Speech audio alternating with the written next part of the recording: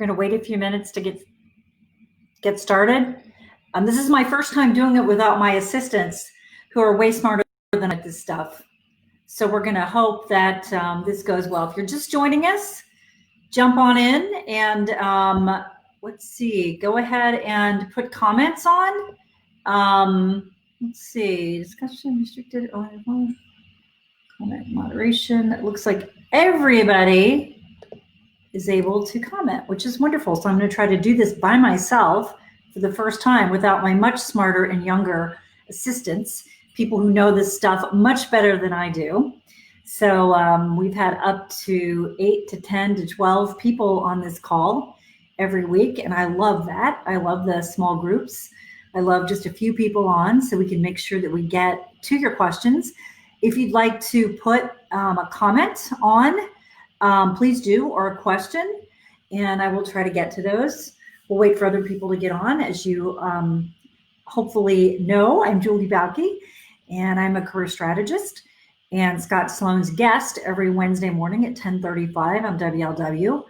I've also been doing segments on Fox 19 Wednesday mornings at 9:15. I've been doing those from a distance, which I have to admit I kind of like, because what they do is they put up a picture of me, a really good picture of me, that's been airbrushed and everything. And then I just talk from home in my pajamas. It's like the best of both worlds. So I've been doing that the last 2 Wednesdays, and I'll be doing the next 3 Wednesdays. We're talking about different topics related to job search. So today we talked about resumes and LinkedIn.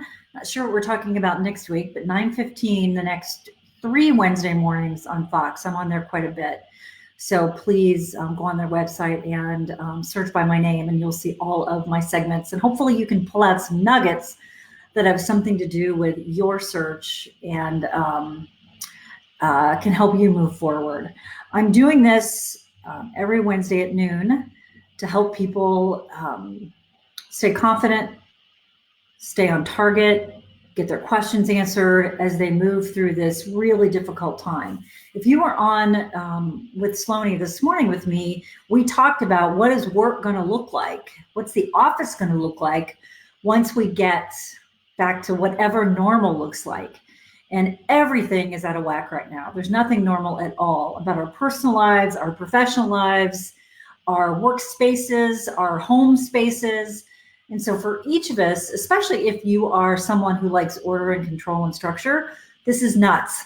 And it really feels like your whole world is shaking. So what I want to talk about today on here, and what I really want you to challenge you to think about, is the kind of stuff we talked about with Sloanie this morning was really stuff that in a lot of cases you and I don't have control over.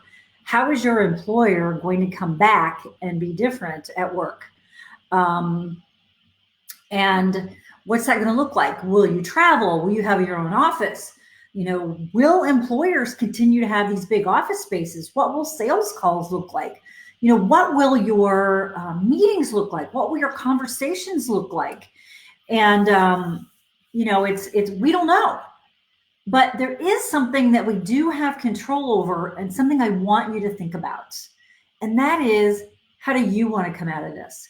What do you want your work life to look like in 60, 90, 120 days, a year from now? It'd be great if we could look forward and see what life is going to look like a year from now.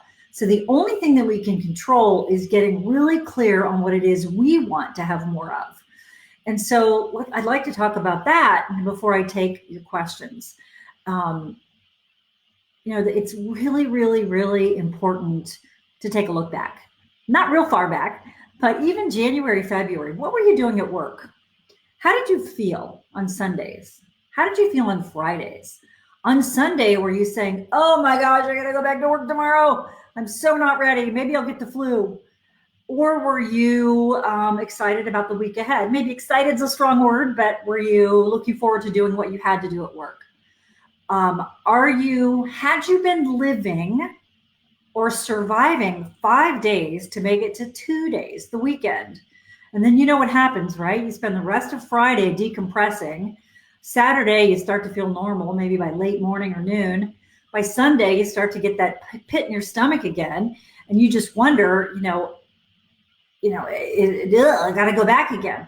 the weeks start blurring together, and pretty soon years go by, and they just seem to speed up, don't they? And you're looking back on, I've been miserable for the last 5 years, 10 years, 20 years. At that point, you forget what it even feels like to not mind going to work on Mondays, if you've ever had that. Believe me, I've talked to people before who say, I've never liked my work. I've never liked going to work. And what happens is we fall into this, I guess that's normal. I guess I'm not supposed to like work. Or we start saying things to ourselves like, well, it's work. I'm not supposed to like it. And I think that's a bunch of BS. And I think that if you've convinced yourself of that, you are missing out on a lot of great opportunity, and the world is missing out on the full use of your strengths and talents. So think about what your life was like before all of this. How did you feel about your job? And by job, I mean a couple things. I mean, the work on your desk, the things you were asked to do, the culture of where you worked, your leadership, the culture, mission, and values of your organization, the products and services of your organization. How did you feel about your work on a scale of 1 to 10? I like to use that because we're used to thinking about things on scales of 1 to 10. When you think about all that together, on a scale of 1 to 10, I call 10 like I can't wait till Monday, and I call 1, I just hope I die so I don't have to go to work tomorrow. Where were you? And if you're saying, you're anything less than, let's say, a 7, I'd say you got some real thinking to do. And so thinking about where you were, let's say you were a 4. One of the questions I like to ask clients is, what would it take for you to get from a 4 to a 6 or a 7 or an 8 or, wow, maybe a 10? What would it take? What's the gap between where you are and where you want to be? It could be anything from, I don't like the work on my desk. It could be, I like it, but I don't really feel that powerful or skillful, or I'm good at it, but I don't like it, I'm burnt out. It could be, I can't stand my boss, my coworkers, my commute is hell. It could be any of those things. So you've got to break it down. What was going on before COVID that kept you unhappy at work? And now you're in this space where you might be in a place where you have extra time to think about it, or you might be in a place where you're so super busy, but now you're realizing how much you dislike it. And so how do you want to come out of this? Just as companies are trying to figure out how they're going to come out of this, you should be too. So what would you change if you could about your pre-COVID work life? What would you change? And what would you add and what would you take away? What else would you do if you had a clean slate, and could wipe it clean and decide what you wanted to do more of, less of? How do you want to come out of this? How are you liking working from home? Do you want to do more of it? Or do you never want to see those 4 walls again? Did you travel a lot, but you don't want to travel now? Did you do work that you really didn't feel was the best of you, where you were dragging yourself to work every day? If that's the case, I'm here to tell you that someday you're going to end up on a layoff list because you're not bringing your best self to work, and your employer knows that. How can you utilize this time to get more of what you want out of your life and your career? There are some of you who are listening to this who absolutely know what you want, but you don't know how to get it. There are others listening to this who don't know what you want and don't know how to get it. So where are you? It's kind of like problem solving. So when you go to the doctor, it's really unhelpful to walk into a doctor's office and say, I hurt everywhere. Well, sometimes when we have the flu, we do hurt everywhere. But in general, your doctor's going to say, well, I need more specifics, right? I can't fix your broken toe if you can't tell me it's your toe that hurts. So what's not working for you? When you go to the doctor, you have to be able to say what's not working for you. And you have to be able to articulate it so they know what to fix, right? Just going in and going, I hate everything, doesn't help. Just like saying, I hate my job. And I'll say, well, what do you hate about it? Well, everything. Well, that's probably not true. So we really start to say, how do I want to come out of this? How do I want to come out of this? What do I want more of? You know, everybody listening to this, everybody out there, virtually everyone I know is capable of more than they think they are. Heck, I know I'm capable of more than I think I am. It's a human thing. And just because I do this for a living doesn't mean I'm good at doing it for myself. You know, I talked on Fox this morning about you absolutely have to have your resume and your LinkedIn profile up to date. But I'll tell you, if somebody told me to sit down and redo my resume and my LinkedIn profile, I'd think of about 1,000 other things to do first, including cleaning the toilets. So it's not just a matter of I know how to, but when we have to talk about ourselves, when we have to talk about what we're good at and what we want more of, we start to go, because someone taught us somewhere along the way that it's bragging to talk about ourselves. It's bragging to say, I'm really good at this. I'm really not so good at this. We're much better at saying, I'm not good at this than we are at saying, I am good at these things. There's something really powerful about saying, if you want somebody to do this, this thing, whatever it is, call me. If you want somebody to do this thing over here, please don't call me. That's not me. Planning and organizing and details and numbers are not me. However, and so don't ever come to me. I'm never going to take a job that asks me to do those things because I wouldn't shine. I wouldn't do well. And I can tell myself all day long, I can do anything. No, I can't. And neither can you. So getting really clear on what it is that you're good at. Now, on the other hand, if I had to get up in front of a group of thousands of people, just like when I get on with Sloaney every Wednesday morning at 10:35, I don't break a sweat. I'm good at that and I like it. But I also get that it's a big fear for other people. And so I'm not saying you should be good at that too. What I'm saying is you should be you. You should be clear on what you're good at. And here's how to figure that out. What do people come to you for? What do people ask you for help with? Nobody asks me for help on details, numbers, planning, or organizing. They don't. They know better. But they do come to me on other things, obviously career topics, on how to look at a career situation differently, on how to make a good presentation, on how to articulate your thoughts on something. Those are things I'm good at. So the goal is to find a job or a role where you get to be 100% you most of the time. But here's where we fall apart. We aren't good at articulating what those things are. So therefore, then how do you translate that into a job? How do you translate that, what you're good at, into a job? And so, like I said, what do people come to you for? And then ask people, what do you think I'm good at? Where do you see me at my best? And this is why it's so hard to do it alone. And it really, really is. And this is why we exist, because we help people figure this out. Yes, you have to invest resources, time, energy, and money into working with us or with any good coach. And don't just go for the cheapest one. But we're good at what we do because we help you figure out what it is. We help you mirror back to you what it is you're good at and how you can be in the work world. And I guarantee you, when you're in a role that really feels like you and you're hitting it out of the park every time, you will make more money.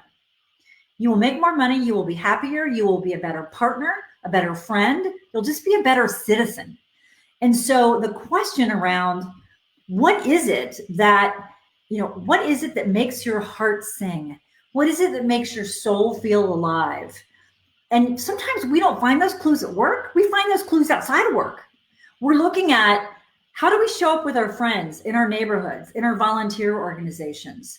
Where are we at our best? And when we can answer that, and it doesn't have to be at work, those, ladies and gentlemen, are what we call clues.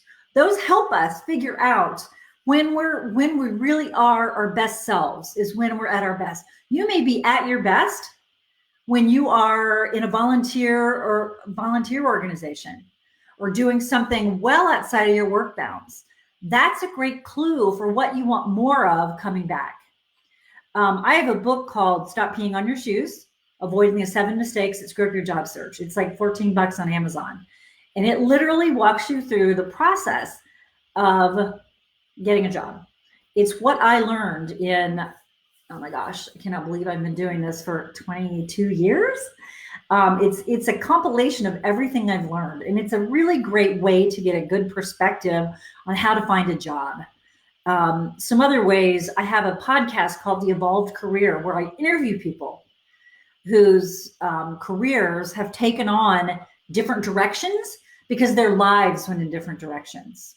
My guest next Monday, I'm very excited about. Her name's Christine Carlson, and she's the co-author of the Don't Sweat the Small Stuff series, if you remember that. Her husband, Richard, who began that series, he died in a plane crash, not a plane crash, he got an embolism on an airplane. And she has recreated her life based on what she learned from going through that horrible loss. So sometimes if you need to learn more about what you want to do, sometimes what we do is we learn by hearing other people's stories. And so my Evolved Career podcast is people who've pivoted in their careers based on things that happened to them or decisions and choices they made based on what was important to them. So check that out. You can also go on our website, sign up for our powerful career tips once a month, and check out our coaching services. So I'd like to answer your questions, and I'm hoping that somebody can post one here. I'm hoping that I'm doing this right, and I'm just gonna write hi here, hello, in the comments, and hope that you can see this and that I'm doing this right, and that you can comment and ask any questions you have, because I'm here to answer your questions. And most of you have the same questions. You might think there's a dumb question. What if I don't know what I want to do? You know, I know so many people who say things like that. They say, I don't know what I want. And I'm here to tell you, I think you do. The answers, the clues are in your experiences and in the things that have gone well and not going well. It's all there. But the problem is you don't know because you've never had it pulled out of you, and you've never used that information to articulate who you are, and then tried to find a role that pays you to be who you are. If that made any sense. And that's what we do, is we help people do that. But a lot of people are like, well, I've taken all these assessments. If you're taking an assessment, hoping that the answer is at the end of the assessment, it isn't. That's just more data about who you are. Then the trick is to take who you are and who you want to be going forward and translate that into something the world needs or the job market needs and will pay for. As I always say, if you like to do something and you're good at it, but the market won't pay for it, you got yourself a hobby, which is awesome. We have lots of hobbies. So we have a question here from Laura. Thoughts on leaving a stable job to start something on your own in these unprecedented times? Okay, first of all, Laura, let's talk about the word stable. There ain't no such thing as stable. Every job out there can be made unstable in a heartbeat. Look at what's happened the last few months. So maybe you're in a job where there's great demand for what you do right now. So here's where I've seen it happen. You're all good on a Friday, and then you come in on Monday, and guess what? You have a new boss. And that boss, you can already tell, oil and water, it's not going to work. All of a sudden, that job you thought was stable, not so much. Or your job security, you feel really secure. Your company loves you. You like your boss, but you're starting to get some thoughts,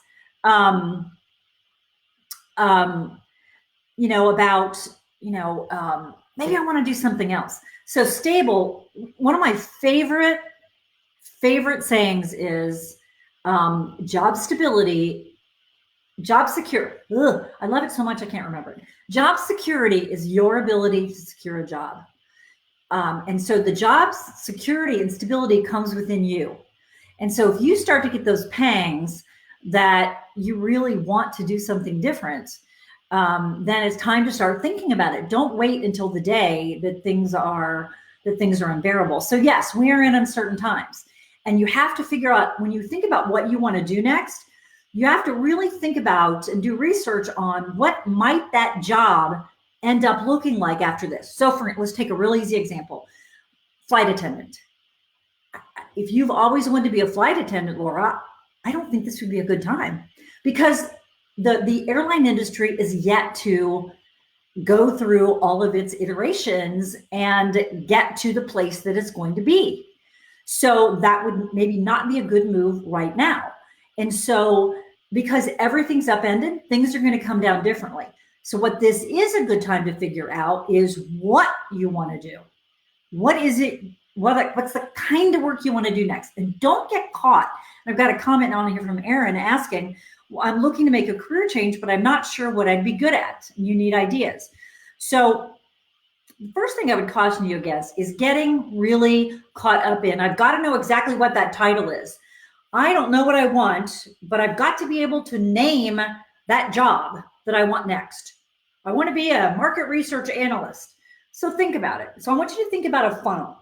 Okay, so Aaron, pretend like you're at the very top of the funnel and you're looking for clarity. The top of the funnel is really where people are who have no clue what they want to do. They either want to drive an ice cream truck or be an accountant or be a runway model. You're not like that. Nobody is. Very few people, if any, are truly, truly so clueless. Most of us are here. We know what we like. We know jobs that we've liked. We know jobs that we haven't liked. But what you really need to do is get here.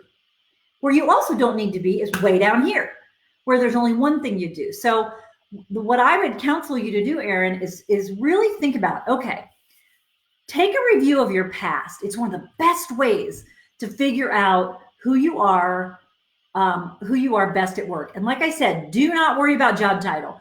Do not worry at all the fact that you can't name the company or the job you want. Start breaking down the jobs that you've had. Here's a really, really low-tech way to do that. Take a piece of paper. Yep, a piece of paper. Let me show you. Piece of paper. Fold it in half. Fold it right down the middle, right? Now you got your line in the middle of the page. At the top, write every job that you've had, or maybe significant volunteer activity that you've had. Above the fold, write down what you liked about it and what you'd like to have more of and what you'd like to keep. Below the fold, write down what you didn't like. Write down what drove you crazy. It might even be working with everybody I worked with was highly political and backstabbing. Okay, that's a thing, right? So that's going to go below the fold. So what you now have is these are places across the top that you've spent significant time. And then what you're going to do is break it down. Above the fold, things I liked or things I wouldn't mind having in my next role or situation. Below the fold, bleh, these are the things that I don't like that I wouldn't want again. Then what you do is fold the paper again. Now here we are above the fold. And here is the stuff. Right there you have a beginning of a collection of information that should tell you what your next role should have more of. Put that into a nice list. Maybe sit down with some accountability partners. Show them people people who you respect and say, here's me. Here's what I learned in taking a historical look at where I've really been the most happy. And I'm putting an X below all the stuff below the fold. And here I am. And what do you think? What does this say to you, given your knowledge of me and given what this says above the fold? Give me your ideas. This is where we start to tap into other people and what they see in us. And we start to take down their ideas. And then you could even say to that person, what jobs, roles do you know of where I might be able to do a lot of this? You have to become a self-detective. Figure out who you are and where you've been at your best. And this is one of my favorite low-tech tools. Another is, if you can start researching online, jobs on LinkedIn, start printing things off or saving things in a file. If there's a job, Aaron, you see out there and you read it and go, oh my gosh, this sounds like something I'd like to do. Don't worry whether you're qualified or not. That's just another clue that there's something in that job description that lights you on fire. Start collecting those. And you'll have this notebook, this journal, this folder, this pile, this bucket of information about yourself. And then you start reaching out, like I said, to others and get their input. Don't worry about titles or companies yet. So you want to start narrowing it down. So start with that. Those are my best ideas, not knowing your situation. It really is about, is really about self-knowledge. And then how do I take my self-knowledge, articulate it in what you say about yourself, in your resume and your LinkedIn profile, and then take it to the market. And then have conversations with people who know you, who are in big companies, who have a lot of experience, and help tap into their knowledge. We think sometimes that introverts are the worst. We think sometimes that we have to have all the answers. We don't. Other people love you and they're out there to help you get those answers. I mean, this is what we do. If you're able to invest in coaching, fill out a coaching form. But those are some real simple ways to get started. And that, and get the Stop Peeing on Your Shoes book, sign up for our career tips, and you can start pulling all this stuff together. But have faith that there's something out there that's perfect for you and you can rock in. Julie, I do peer counseling and I love it. I'm thinking of going to school to become a counselor, but I'm turning 50 this year and wonder if 6 years of school would be really worth it. I do not have a degree. Without knowing your situation, Julie, and what kind of peer counseling you're doing right now, if you're looking to do counseling at a high school or a college, then yeah, you are going to need that undergrad and that graduate degree probably, because schools require that and more than other things. But depending on what the kind of counseling you're doing, and if you want to give me more details on the bar, that'd be great too. But if you're looking to do coaching, you could look at getting a coaching certificate. And with your coaching certificate and your years of experience during peer counseling, and frankly, if you're really good at what you do and you have recommendations, you could make that start as well without getting an advanced degree. I don't have an advanced degree. I have a bachelor's degree, but I worked in the career transition field for a big global firm. And so I got all my experience there, but I don't have an advanced degree. And so you don't necessarily, I think what you want to do, if you think about going back to school, is what do I really, really want to do? And am I putting barriers up there to my success by saying, well, I've got to have a degree and I'm 50, I'm going to be 56. Let me tell you a secret that it's not so much of a secret if you listen to me on Sloaney. I'm 60. Ugh, I know. I can't believe I'm saying that. I can't believe I'm 60. But I feel like I've got at least 10 more years to work and be relevant. So at 50, I don't know that you have to go back to school. It just depends on what you want to do. But you're a youngin', at least to me. And I think you could start, I think, if what you want to do really takes 6 more years, and then you're going to be 56, I think the question would then be, what is the bias in that place you want to go do counseling? Are they going to hire somebody who's in their late 50s? We know age discrimination is a thing. So I think you have to get really clear on where you want to go, how they hire, what they require. So don't put up a barrier that just says, I need 6 more years. I'm saying look for creative ways to get in that and start doing it so that you're building your experience. Nobody cares that I don't have a master's degree. That doesn't even come up. And depending on what you want to do, it may not even matter that you don't have a degree. I think we're changing in a lot of ways in terms of how we look at,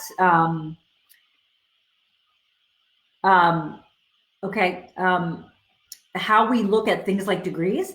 As we all say, we know lots of really, really tremendous, capable people without degrees.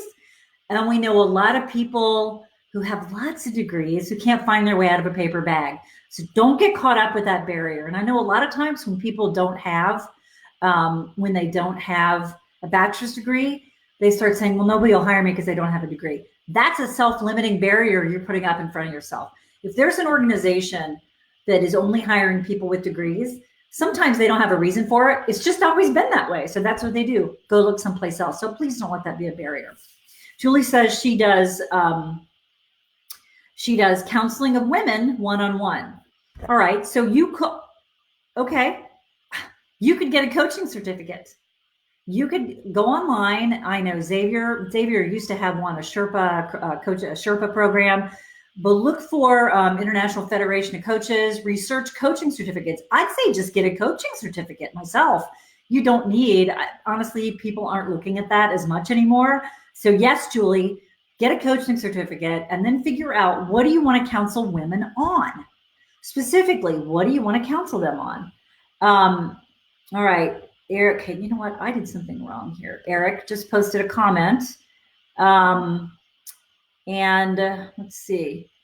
Only comments over 160 characters will be shown. I don't know why that is. Oh, here we go. Guy named Eric just says, a little off topic. I just started a new job in sales. I'm very happy and excited for this new venture. Yay. I have 10 years of pre-COVID sales experience. What do you see as the new normal for salespeople interacting with new customers? And we talked about that on Sloaney this morning. I think sort of that we got to be in person and be able to see and feel each other's vibe and all that is going to go away.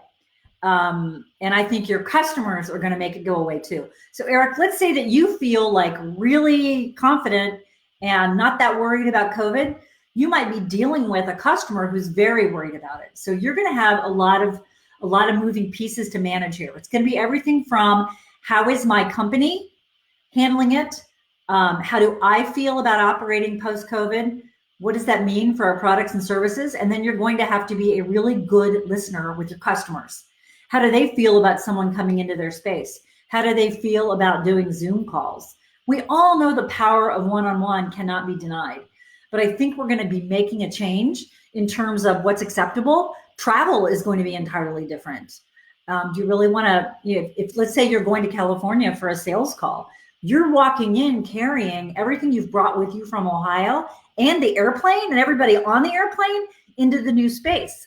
And so I think we're in that figuring it out. So I would recommend that you be a really good listener with your customers and ask them, how is your company responding? What kind of restrictions are you putting in place? What are you requiring of your vendors and salespeople? And how can we build this relationship under this new normal? What is it that we can do? And kind of let them take the lead.